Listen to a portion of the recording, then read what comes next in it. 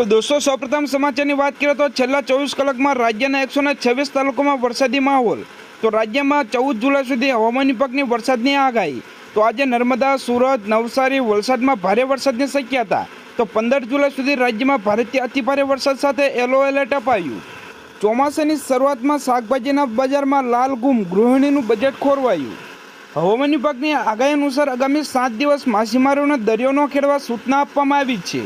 રાજ્યમાં છેલ્લા 2 દિવસથી વરસાદનું જોર ઘટ્યું છે। તો છૂટાછવાયા સ્થળે ધોધમાર વરસાદી ઝાપટા પડ્યા છે। તો આગામી 15 જુલાઈ સુધી રાજ્યમાં છૂટાછવાયા સ્થળે વરસાદી માહોલ રહેશે। નર્મદા ડેમની જળ સપાટી 117 મીટર ઉપર પહોંચી નદીમાં છોડાઈ રહ્યું છે પાણી। તો ભારે વરસાદથી તંત્ર એલર્ટ। હવામાન નિષ્ણાત અશોકભાઈ પટેલની મોટી જાહેરાત। આગામી દિવસોમાં સૌરાષ્ટ્ર અને કચ્છમાં વરસાદની ગતિવિધિ ધીમી પડવા સાથે છૂટાછવાયા સ્થળે હળવેથી મધ્યમ વરસાદની આગાહી વ્યક્ત કરી। સરકારની મોટી જાહેરાત, રેશન કાર્ડ ધારકોને મફત રાશન મળશે। તો 8 મહત્વપૂર્ણ લાભ મળશે।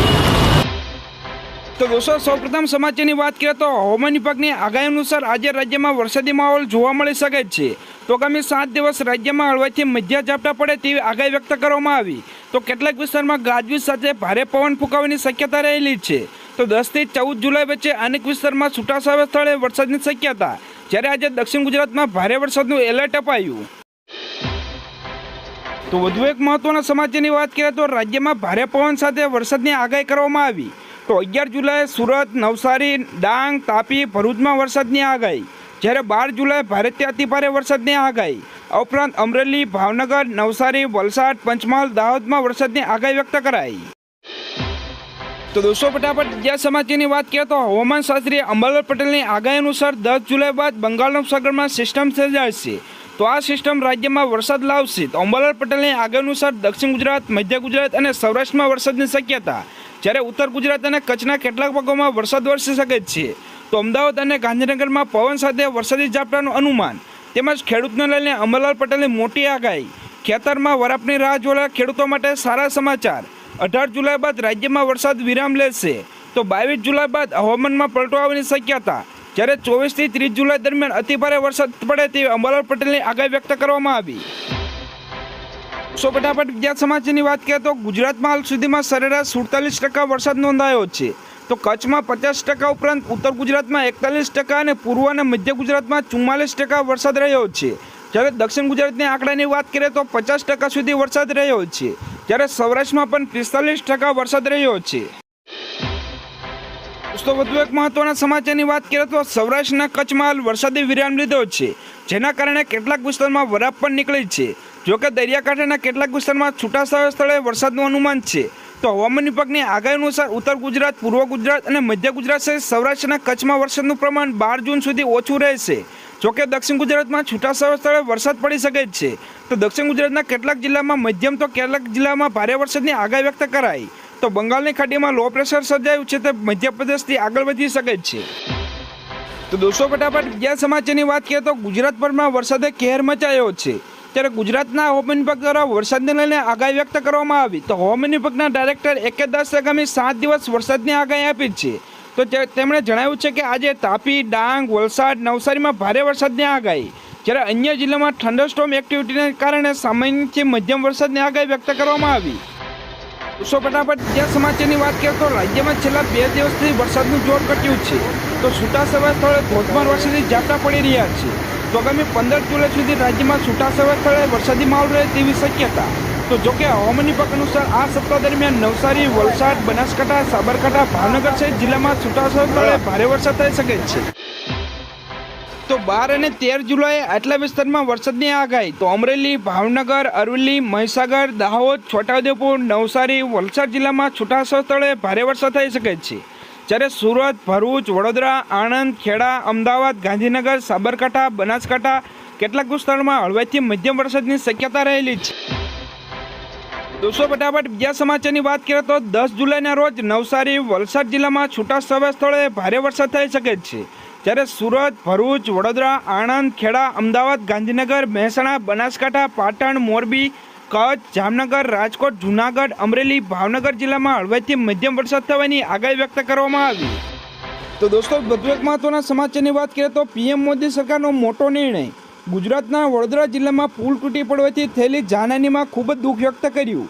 જેમને પોતાના પ્રિયજનો ગુમ્યા છે તેમના પ્રત્યે મારી સંવેદના છે। તો ઘાયલોને ઝડપી સ્વસ્થ થવાની કામના કરું છું। તો પ્રધાનમંત્રી રાષ્ટ્રીય રાહત ભંડોળમાંથી દરેક મૃતક પરિવારને 2 લાખ રૂપિયાની સહાય આપવામાં આવશે। તો ઘાયલોને 50,000 રૂપિયાની સહાય આપવામાં આવશે। તો દોસ્તો વધુ એક મહત્વના સમાચારની વાત કરીએ તો અત્યાર સુધી રાજ્યની અંદર સાર્વત્રિક વરસાદ પડી રહ્યો છે। લગભગ ગુજરાતમાં 90% સુધીના વિસ્તારમાં ખૂબ જ સારો વરસાદ થયો છે। તો અત્યારે જે સિસ્ટમ છે તે પશ્ચિમ સૌરાષ્ટ્ર અને અરબ સાગરના અમુક ભાગો સહિત કચ્છના દરિયાકાંઠાના ભાગો ઉપર સિસ્ટમ પહોંચી છે।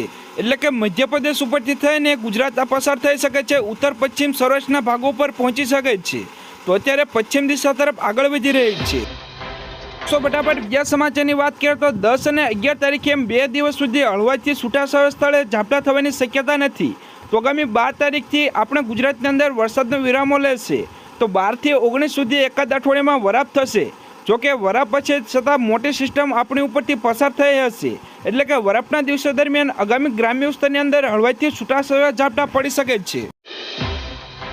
ફટાફટ બીજા સમાચારની વાત કરીએ તો ગુજરાતના મોટાભાગના જિલ્લામાં હળવાથી મધ્યમ વરસાદ વરસી રહ્યો છે। જોકે આગામી 14 જુલાઈ સુધી દક્ષિણ ગુજરાત અને ઉત્તર ગુજરાતના અમુક જિલ્લામાં ભારે વરસાદની શક્યતા હવામાન વિભાગ દ્વારા વ્યક્ત કરવામાં આવી।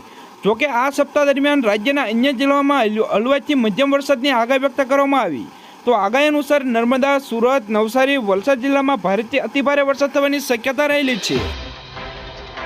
તો દોસ્તો વધુ એક મહત્વના સમાચારની વાત કરીએ તો આજે સ્થાનિક બજારમાં સોના અને ચાંદીના ભાવમાં ઘટાડાનો ટ્રેન્ડ જોવા મળી રહ્યો છે। તો આજે સોનું 600 રૂપિયાથી લઈને 660 રૂપિયા 10 ગ્રામ પર સસ્તું થયું છે।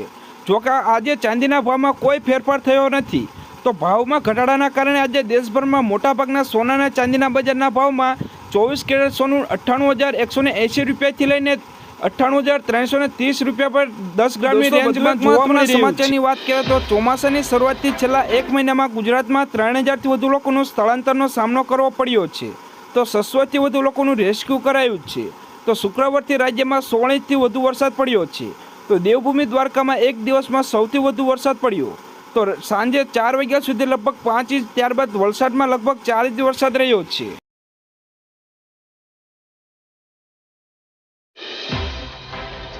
તો દોસ્તો ફટાફટ બીજા સમાચારની વાત કરીએ તો આજે ગુજરાતના વિવિધ માર્કેટયાર્ડમાં કુલ 961 ટન ઘઉંની આવક થઈ હતી। જેમાં રાજ્યમાં લોકવન ઘઉંનો સૌથી ઊંચો ભાવ જંબુસર માર્કેટયાર્ડમાં 640 રૂપિયા બોલાયો હતો। તો જંબુસર માર્કેટયાર્ડમાં નીચો ભાવ 520 રૂપિયા બોલાયો હતો। તો આ સિવાય મહેસાણામાં 555 રૂપિયા, જ્યારે અમરેલીમાં 549 રૂપિયા, જ્યારે વિજાપુરમાં 540 રૂપિયા બોલાયો, જ્યારે ગોંડલમાં ટુકડા ઘઉંનો ભાવ સૌથી ઊંચો 572 રૂપિયા બોલાયા। તો દોસ્તો ફટાફટ બીજા સમાચારની વાત કરીએ તો ગુજરાતના 16 માર્કેટયાર્ડમાં 1000 ટન ડુંગળીની આવક થઈ હતી। જેમાં રાજ્યમાં ડુંગળીનો સૌથી ઊંચો ભાવ ખંભાત માર્કેટયાર્ડમાં 440 રૂપિયા બોલાયો। તો ખંભાત માર્કેટયાર્ડમાં ડુંગળીનો નીચો ભાવ 220 રૂપિયા બોલાયો। તો આ સિવાય સુરતમાં 440 રૂપિયા, તો અંકલેશ્વરમાં 400 રૂપિયા બોલાયા। જો અમદાવાદમાં 360 રૂપિયા, તો રાજકોટમાં 320 રૂપિયા ઊંચા ભાવ બોલાયા। દોસ્તો ફટાફટ બીજા સમાચારની વાત કરીએ તો ગુજરાતભરમાં વરસાદે કહેર મચાવ્યો છે। ત્યારે ગુજરાતના હવામાન વિભાગ દ્વારા વરસાદને લઈને આગાહી કરવામાં આવી છે। તો હવામાન વિભાગના ડાયરેક્ટર AK દાસે આગામી 7 દિવસ માટે વરસાદની આગાહી આપી છે। તો તેમણે જણાવ્યું છે કે આજે તાપી, ડાંગ, વલસાડ, નવસારીમાં ભારે વરસાદની આગાહી છે। તો જિલ્લામાં થંડરસ્ટોર્મ એક્ટિવિટી થશે, જેનાથી સામાન્યથી મધ્યમ વરસાદની આગાહી વ્યક્ત કરવામાં આવી। તો અમદાવાદમાં સામાન્યથી મધ્યમ વરસાદની આગાહી, તો માછીમારોને દરિયો ન ખેડવા સૂચના આપવામાં આવી। તો રાજ્યમાં સૌરાષ્ટ્ર અને દક્ષિણ ગુજરાતના વિસ્તારમાં વરસાદ વરસી રહ્યો છે। ત્યારે 10 જુલાઈ સુધી રાજ્યના 31 તાલુકામાં વરસાદ નોંધાયો, જેમાં સૌથી વધુ નવસારીના ખેર ગામમાં 1.89 ઇંચ વરસાદ જોવા મળ્યો।